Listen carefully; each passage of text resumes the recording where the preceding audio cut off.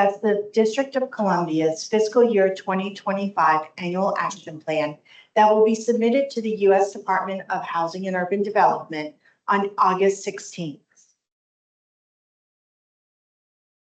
Before you is the agenda that on the topics we will cover this evening. High-level overview of the agenda, we're going to be talking about the goals identified in the action plan and some of the funding sources or all of the funding sources that we will be receiving for fiscal year 2025. At the end of the presentation, we will be holding a public hearing, and we encourage people in the audience and online to please testify on the document that is published at www.dhcd.gov.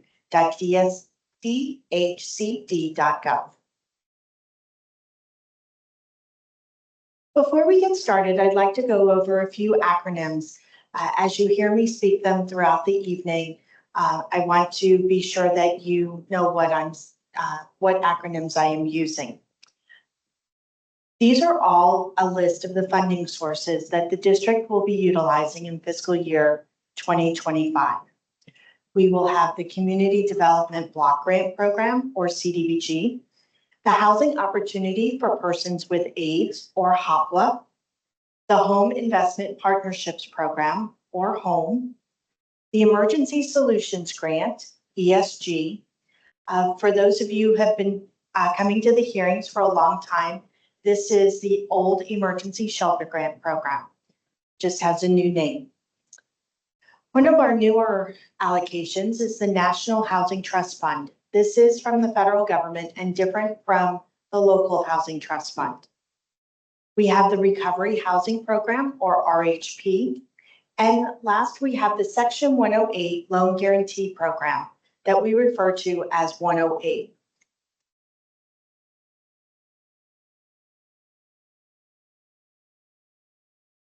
The annual action plan provides a concise summary of actions, activities, and specific federal resources that will align with the goals that are outlined in our 5-year consolidated plan.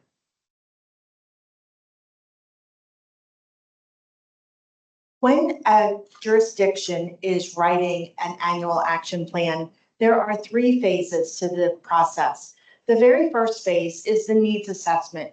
We did this in the spring, where we held a public hearing on May 23rd, and we had offered approximately a 2.5 week time period where, it was almost 4-week time period where residents and stakeholders within the district could give us the needs within their community. Some of the needs that we received was affordable housing and a need for more services. Then, once a jurisdiction collects those needs from the residents, they develop a document called the Annual Action Plan. This document was written by several agencies, the Department of Housing and Community Development, the Department of Human Services, the Department of Health, and the DC Housing Authority. The document is online. We are here tonight to discuss the document. And finally, the last component to the document is submitted to the U.S. government no later than August 16th.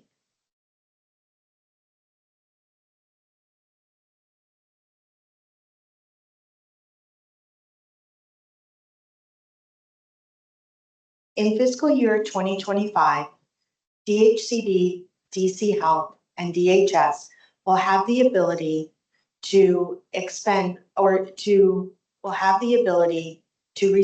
over $40 million. This chart breaks out where the allocations will be. CDBG will receive 15.6, HOPWA 12.8, HOME 5.7, HTF 3.1, RHP 1.6, and ESG 1.3.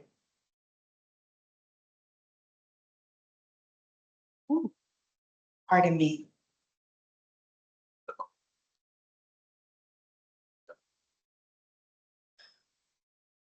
Once a district receives the notification of award, they have to look at the goals that they outlined in their strategic plan, or the 5-year consolidated plan, we call it, and identify what goals we're going to use within the fiscal year that the allocation is being given for. In this case, the district fiscal year 25 goals will appear on the next 2 slides. We will build and preserve affordable housing, strengthen home ownership and tenancy opportunities, transform abandoned and vacant properties, address blighted and substandard property issues, promote energy efficiency, community resilience in a disaster, strengthen organizational capacity of nonprofits, prevent and end homelessness.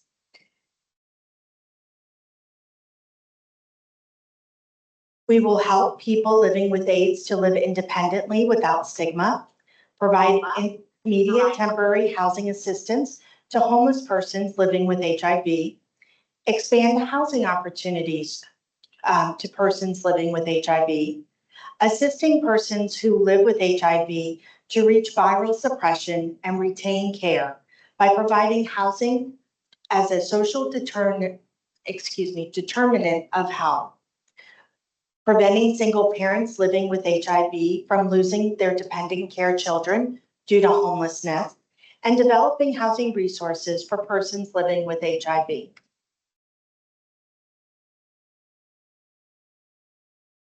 CDBG, as I mentioned, will receive $15.6 million. CDBG will be used to provide homeownership opportunities, develop affordable housing. We will be assisting small businesses in the community with facade improvement and technical assistance. We will also work with our local CBOs to provide housing counseling program. We also have a neighborhood revitalization strategy that we implemented this year that cover portions of Ward 7 and 8. Other eligible activities on this slide will all be contributing to the funding allocations that we have identified in the plan.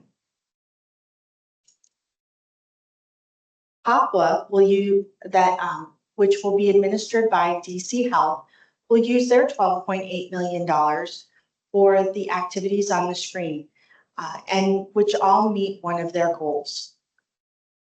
Faith-based housing operations, tenant-based rental assistance, short-term rent, mortgage and utility, facility-based development, support services, permanent housing placement, resource ID, and providing housing information.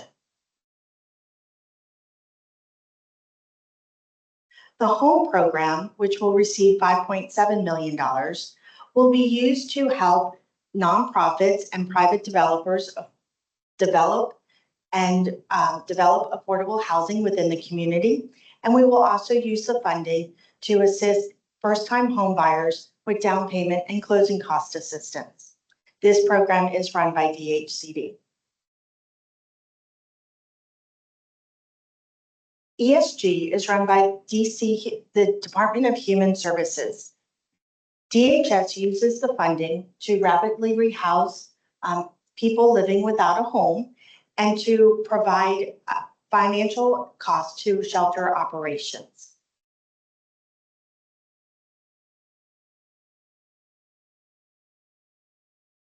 Now, I'd like to talk a little bit about the National Housing Trust Fund. The National Housing Trust Fund is an allocation that HUD gives us to develop affordable housing for extremely low income individuals, people earning 30% or less of the area median income. In addition, the Housing Trust Fund dollars, all units that are developed with this fund must remain affordable for 30 years. 100% of the units that we develop will be rental assistance use units.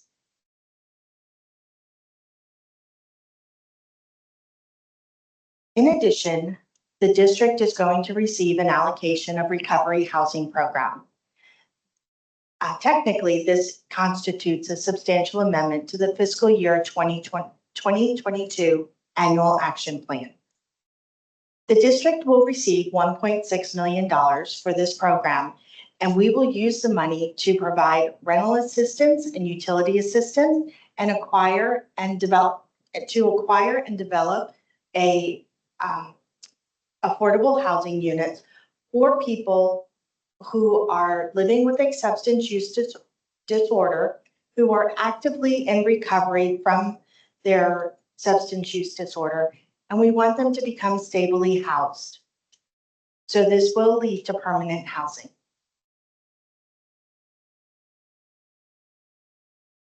Finally, the Section 108 Loan Guarantee Program, or Section 108. The district is proposing this creation of the second Affordable Housing Loan Fund with the 108 funding. We will be putting out a plan to the district residents and stakeholders to review on our affordable housing loan program. We call this number 2 because we already have a loan program where we funded Worthington Woods. And so the program will be adding to that loan fund so that we can fund more projects to develop affordable housing throughout the community. The loan fund program itself and the projects that we fund will receive public comments. And so we are asking the public or anyone interested in more information to please go to the DHCD website and sign up to receive alerts. Once we publish the Affordable Housing Loan Fund plan, we will give the citizens an opportunity and stakeholders an opportunity to comment for 30 days.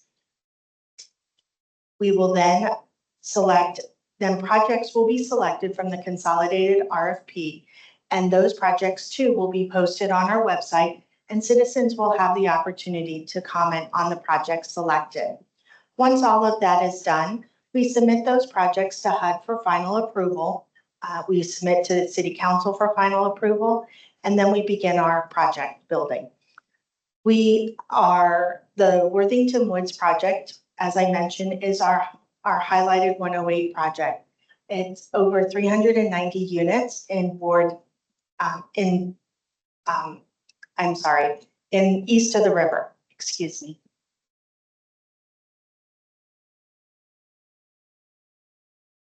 I've concluded my presentation, and it is now time for the public testimony portion of this evening. We will have a microphone that we will bring to you, or that's the wrong button, my apologies. Each person will have 3 minutes to speak. You will be reminded at the 1 minute mark when you need to wrap up. People who signed up to speak will go first. People who are on Teams that would like to speak, we ask that you use the icon raise your hand to indicate that you would like to make a presentation. Lionel, who's sitting up at the table, will be calling on everyone for us to hear your testimony. All testimony received this evening and by 5 p.m. on August 12th will be submitted to HUD with our planning document. Any testimony received after that time will be kept in a file in the office and is available for review.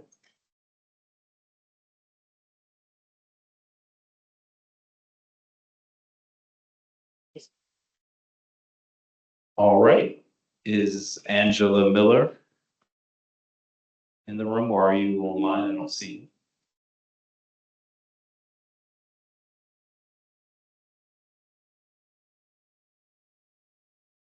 Mimi Black.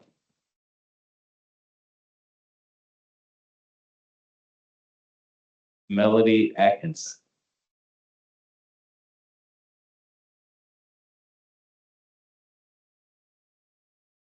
Ira Holcomb. I don't see anyone's on Microsoft Teams. I don't see anyone's hand raised. Sorry, it's right there. Mr. Whityard. Okay. All right. Thank you guys for acknowledging me. My name is Charlton Woodyard II.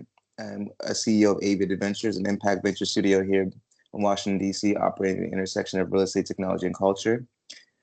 My question is more so based around the need to create more community benefits and create more opportunities for individuals from communities to participate in real estate development. We're in the process of creating a developer program that we would love to operate with DHCD and DIMPED. My overarching question is, how do we help individuals and companies to prepare for these said opportunities? And are there other places and resources where individuals can go to prepare for said opportunities? So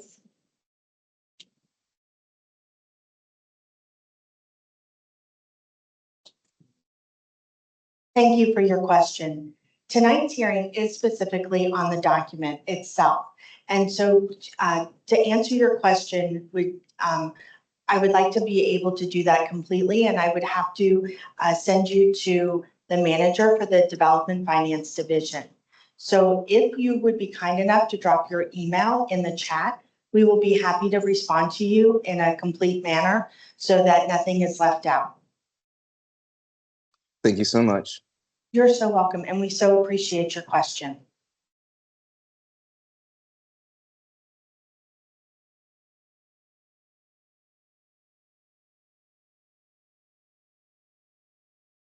Are there any individuals in the room that wish to testify, provide testimony?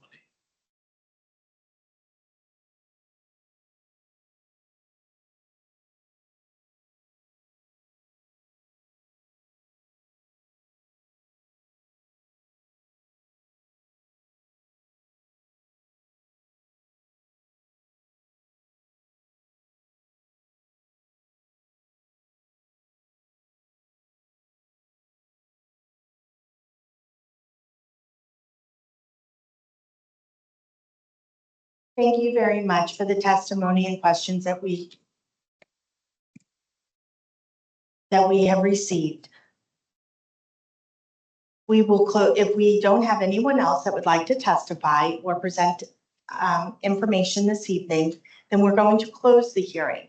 Before I do that, is there anyone else that would like to make any testimony or ask any questions about the document?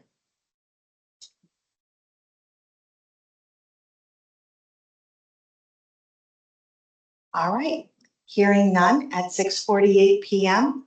on Thursday, August 1st, 2024, we have closed the public hearing. I would like to take this time on behalf of Director Green to thank you all for coming this evening, for listening to our presentation, for reading our document, which can be found on DHCD's website. If you have anything else that you would like to add, we ask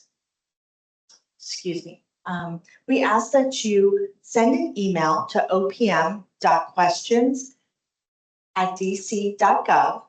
You may also dial 202-442-742, and you will speak with me directly, Kellyanne Morrow, or you can leave a message if I'm not near my phone. I will be more than happy to reply to these emails and answer your phone call and call you back. You can also mail in your information or your testimony to us directly. That can be done at Colleen Green, Director, DC Department of Housing and Community Development. We are now in a new building at 1909 Martin Luther King Jr. Avenue, Southeast, Washington, DC, 20020.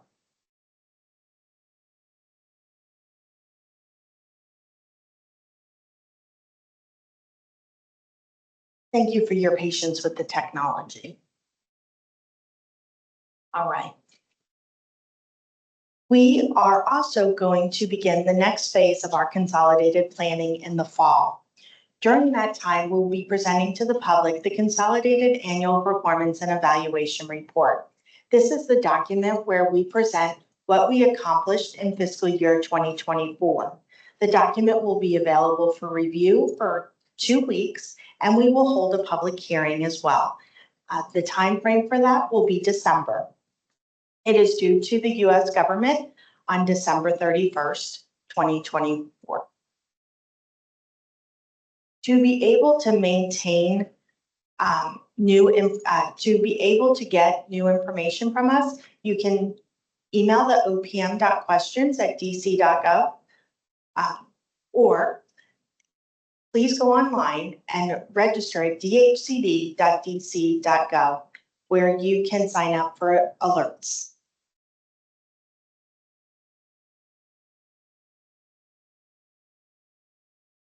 I'd like to thank you again for your time. Staff will stay around afterwards to answer any questions. If you have I will leave the chat open for a little while, so if you have questions you'd like to place in the chat, please do so and we will review them and respond to you. Thank you again and have a nice evening.